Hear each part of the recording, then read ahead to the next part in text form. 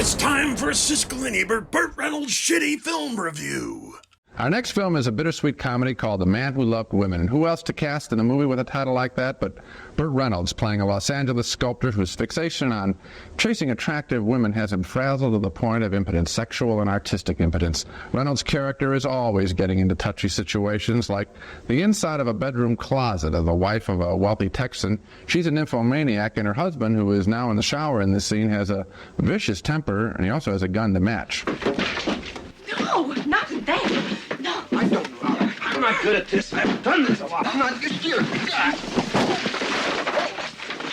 We're gonna do something different tonight.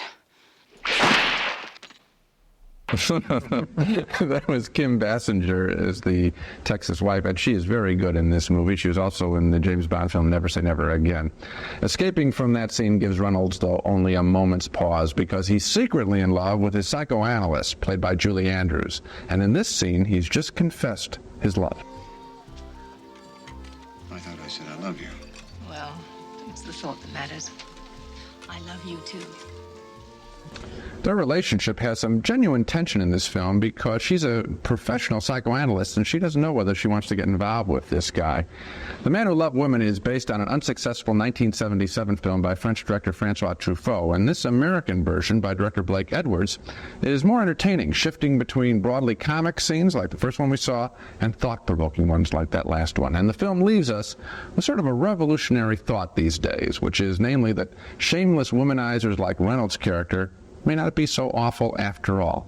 In a way, they actually do love women, and the women they love, at some basic level, do appreciate all their attention. It's not a great film, but one that is surprisingly entertaining because it is so thought-provoking. I didn't think he loved women that much. I didn't see any scenes in the movie in which he was really loving a woman in a sense that I would consider to be meaningful on both sides. This man is totally narcissistically self-obsessed with himself, with his own problems, with his own hang-ups, and all he can really think about is looking for the perfect woman so that he can never, everyone he finds, who he idealizes until he finds her, then he has to reject her because the next one is going to be even more perfect. And I don't know. Well, let me tell you, well, at that point, that is his problem, and you've identified it quite well. And I found that problem touching, and I found it touching in a single shot in this movie. Rarely do I find a shot that just like that works. And it's when he's on the street in California, it's toward the end of the film, and he is frozen in some Christmas lights between two women that he likes very much. And you see that, and I felt sorry for the guy. And I liked feeling sorry for a macho man these days. That's very touching, but let's talk about the movie. Yeah. One of the problems with the film is, I don't know what Reynolds' problem is specifically, but the movie itself has a split personality. In the middle of it,